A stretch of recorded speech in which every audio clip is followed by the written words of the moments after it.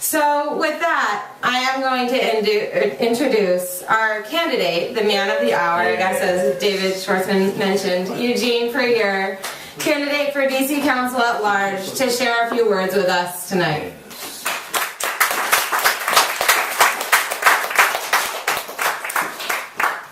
Heather, I do appreciate that, and thank you so much, Perry, for speaking, and also David Schwartzman. I'm sure it would be quite the scene at the Capitol if you were down there in the Senate.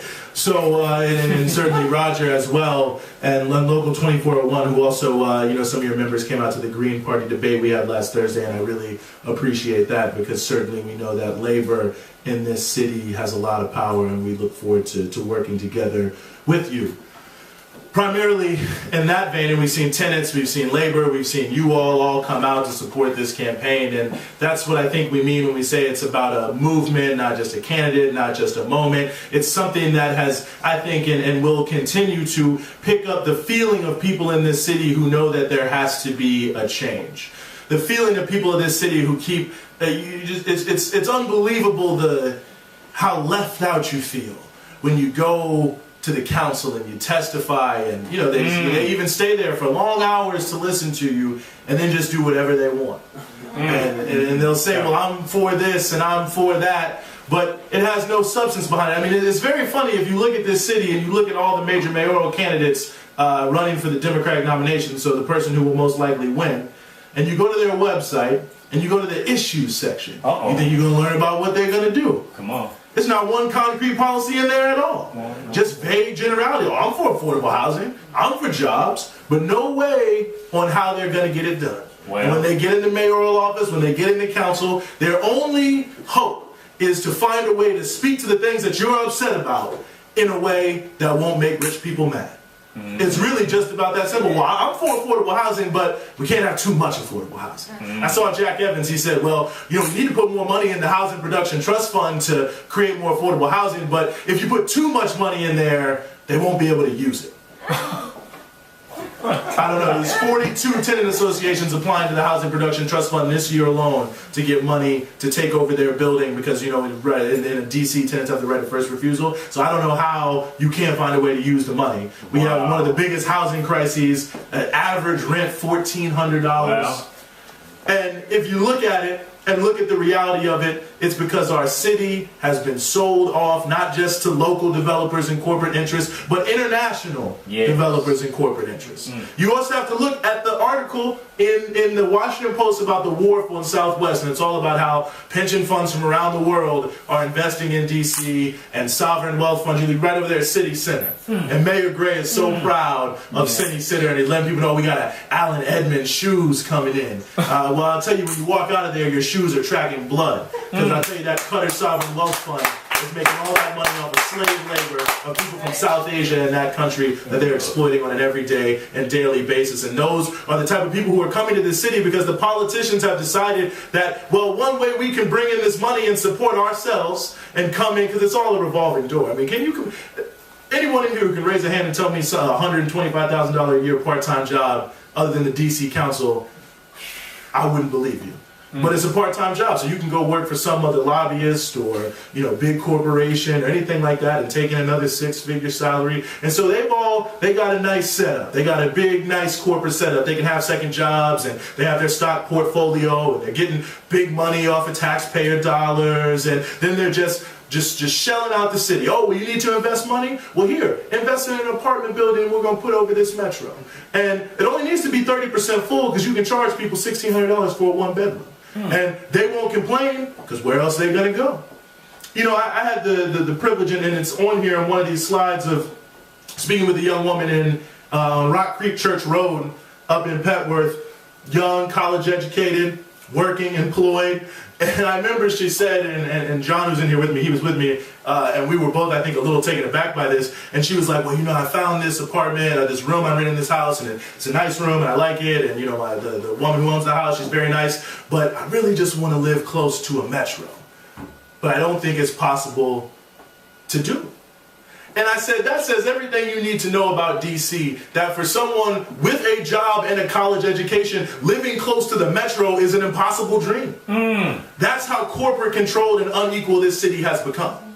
So it's not just a small problem. It's not just something about tinkering around the edges, which is all we see on the council and all we see in the mayor's race. Everyone knows what the problems are, but they don't want to put forward a solution that speaks to the scale of the problem. And some people say, oh, well, that's radical. But the problems are radical. And if we don't recognize that this is, I mean, you know, we're so far, 60,000 people in this city who have a severe housing burden. 70,000 people on a public housing waiting list. Everyone living in public housing right now, a lot of the public housing is falling down and it's going to cost $1 billion to rebuild it. You have, among single mothers in the city, 60% child poverty. You have the 4th highest income inequality. We have unemployment that's, you know, the mayor is going to run around all day and the council and Jack Evans, especially the mayor and Jack Evans, are like two twins. Like the gold dust twins running around out here talking about how prosperous this city has become. And, you know, they will say, well, the unemployment rate is the lowest that it's ever been in D.C. And by some numbers, that is true. But the reality is the unemployment number that they talk about and the same one when they talk about national unemployment is a fake number. Wow. And when you look at the reality of unemployment, it only measures people who are supposed to be looking for work. If you dropped out of the labor force, you're not counted. If you're forced to work part-time because you can't find a full-time job, you're not counted. All sorts of people aren't counted. And when you really look at the real rate, look at the U6 rate, and they measure it over a year so it doesn't have all the up and down fluctuations, it shows you that unemployment in D.C. was 14% and the U6 rate in 2013, and that's just across the whole city.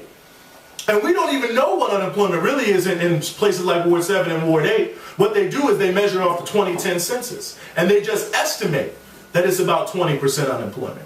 Many people think it could be higher, 50, 60, 70, and especially amongst people under 25. All you have to do, you can look at all the numbers all you want all day long. All you got to do is get in your car, take your lunch break, and drive all around Minnesota Avenue and Benning Road. Drive over by Martin Luther King and Malcolm X. Drive up by Skyland. And all you're going to see is people from 17 to 25 standing around all day long because they can't find work. Very cool.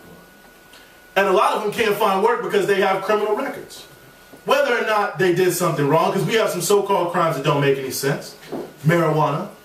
And I'm pushing marijuana legalization because you see for these small amounts of marijuana, the police are harassing people. And you have to look at how these crises, it's an important thing because it shows how it all comes together. So you don't have a job, you can't work. You live at home with your mom, so you're not going to smoke in your mom's house. You don't want to disrespect your grandmother, your aunt. But you want to go, you know, hang out, do your thing. I mean, you know, it is what it is. So you go to the corner. You go to the corner, you smoke. Cop rolls up on you, bam, you're in. You might be in and out process, you got a record, and now you can't get a job for the rest of your life. For little tiny things. But, you know, you came to D.C. with your MBA from the Wharton School, and you're working, analyzing budget numbers for Patton Boggs, and you come home at 7 o'clock, and you're living in your $1,600 apartment. You're one of the 30% in the half-empty apartment, because you're making $110,000 and still paying the same amount of taxes as someone making $19,000. That's how our tax system works, roughly. And you decide you want to smoke. Nobody knows. No harm, no foul. So you can see right there the housing crisis, the employment crisis, the job crisis, the inequality in this city, and the racist laws when it comes to certain things like marijuana and other things. It's one big pot. It's one big. It's two cities that are existing. Yes. And in some senses, I don't need to tell all of you that, because you know that. You probably wouldn't be here if you didn't have some sense of it already. But I wanted to say it because I think it speaks to the reality of what we're trying to do. Because we have a lot of good movements in this city. That's one thing in D.C. We don't have enough, but we do have a lot of good things going on. A lot of people fighting, a lot of people struggling, a lot of people trying to save their homes and to change the laws and to get higher minimum wages and real living wages. We have a lot of good activity. Even if it's not enough, a lot of good activity, a lot of good people who are standing up. But we don't have any person in elected office that represents those movements and those interests. We have people who speak to them. We have people who sometimes care about them when it's politically expedient. all of a sudden, Muriel Bowser has become a convert to legalizing marijuana and banning the box and all these things that she was nowhere to be found when returning citizens were on the steps of the Wilson Building just a few years ago. So, you know, we have some people who speak to it at election time, but we don't have anyone who is rooted in movements, accountable to movements, who has only ever really known that and only really wants to serve that on the council to push them on these issues. Someone who doesn't look at every problem and says, okay, well, this is a problem, so what is the easiest compromise we can get to so that these corporate interests don't get upset with us? But someone who says, these are the interests of those people who have been displaced, pushed out, priced out of this city in the past decade. This is what they need. This is what we are going to do, and that's the bottom line. That's it. You have to push and push and push on those interests and not worry about those other interests. They're well represented. They got 12 people on the council, and I say 12 because we're going to be the 13th voice in the council. We're not going to be the same.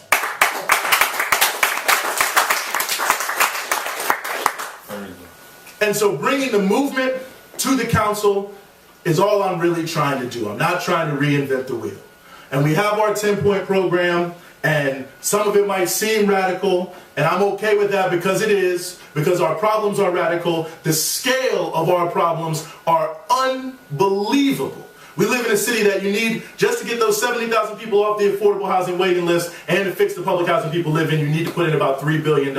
We live in a city where they won't even put barely $100 million in the Housing Production Trust Fund, and then they'll spend $400 million on a streetcar. Those are the kind of priorities when we have these kind of serious problems. If you look at this tragedy that we've seen with this young woman, Relisha, the young sister, Rudd, absolute tragedy. Yes. And now they all go in front of the council and they say, well, how is this happening? How is any of this happening? All of these people sat on the council while the council did nothing to prepare for the homeless crisis in this city.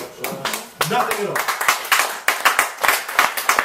And let's be 100% real. In DC General, and look, the Washington Post did an expose just a few years ago talking about how DC General was a terrible homeless shelter. And then what did they turn around and do is put people in recreation centers in the exact same conditions as DC General, with sheets hung up in between families with no privacy, with no real people watching over there. People can walk in and walk out and all sorts of things like that. And it seems like everyone on the council is totally confused. How could this ever happen? Even though they sat there the whole time and then want to say, well, we're the solution.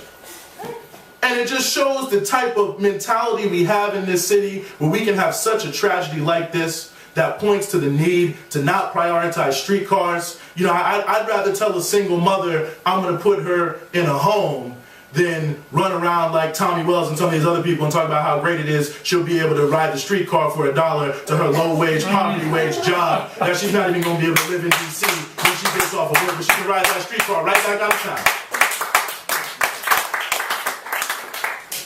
We have to change the priorities in this city. We have to change what we do in this city. It's not just a question of what we want or what we like. It's a question of the imperatives of people whose lives are hanging in the balance. It's not a game.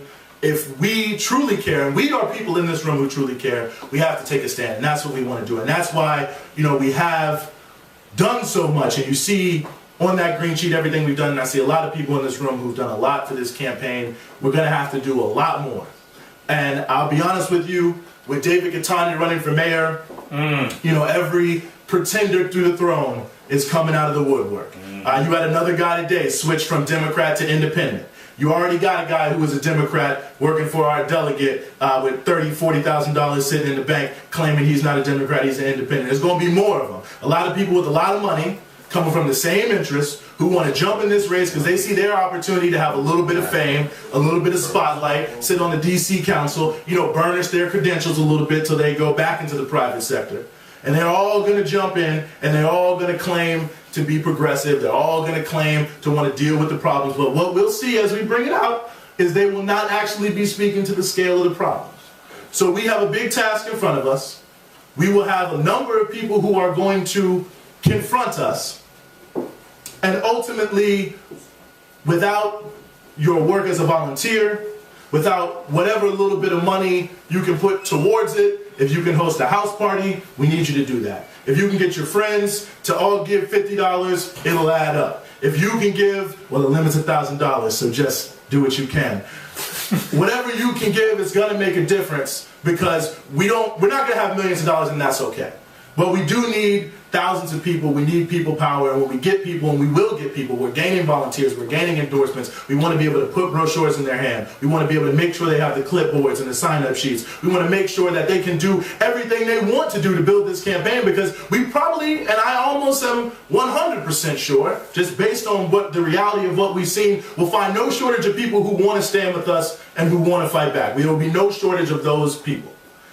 But if we have any shortage of resources, they will not be able to actualize their desire. I spoke at an adult education class just the other day at Roosevelt High School, and you could see in the people there that they want to do something. They're just looking for someone to give them that chance so that they can feel like they are making a difference in their own lives. It's not about me. It's not about us per se. It's about bringing these people together to make a difference in their own lives, for us to make a difference in our own lives, to fight back. But we have to have the resources, we have to have the manpower, we have to have the dedication, and we have to take it all the way through November. So it's a big task, but it is certainly a task that we can accomplish. We were just here on February 18th, I think it was, which is not February 8th. It was not that long ago. Either way. And you see how much we've done in just a short period of time. And if you just maximize that month after month after month, you see what we can do. And that whatever the obstacles may be, I believe personally, just from what I've seen you all do, that we can surmount them. I feel confident because I'm confident with what I've seen many of the people in this room do, what I know you can do from past working together on various events. And I look forward to what we're going to do together, because I don't think we are going to take any steps without believing that we can make this change. So when we walk out of here, we believe we will make this change. April 1st, that's our first hurdle. We're going to be out there all day. We need everybody's help. We're going to win the primary, and then on April 2nd, we're going to be right back out there, and we're going to keep pushing, and everyone is going to know what's going on, and everyone is going to be looking over their shoulder. It doesn't matter if they got $1 million. They're going to be looking over their shoulder for us, because that's going to be the quality of this campaign, because the quality of you is the quality of the people who are volunteering with us, and the quality of the people in this city, who even though they've been marginalized and left out, are really, I moved to D.C. I've only been here for 10 years. I moved to D.C. because it was the chocolate city. A lot of people they want to forget it. But that's why I came here. I come from a small town.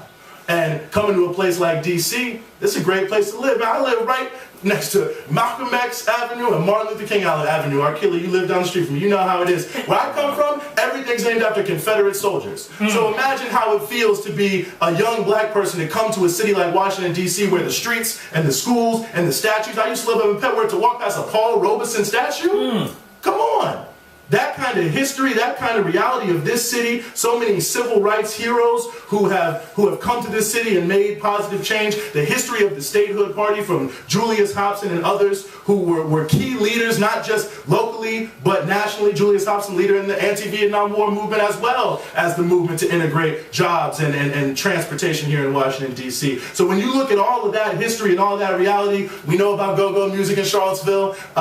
Don't worry about that. All of these things, that culture is why I came here. And I see it slipping away, except for the title of some restaurant that's culturally appropriating that reality. But it's not gone. The people are still here. People are still fighting. They are still struggling. All we have to do is reactivate them, and we can live in a DC that's truly for the people. So I thank everybody here. We'll be here for a little bit more. You can donate. You can sign up. Thank you so much for coming. I really appreciate it.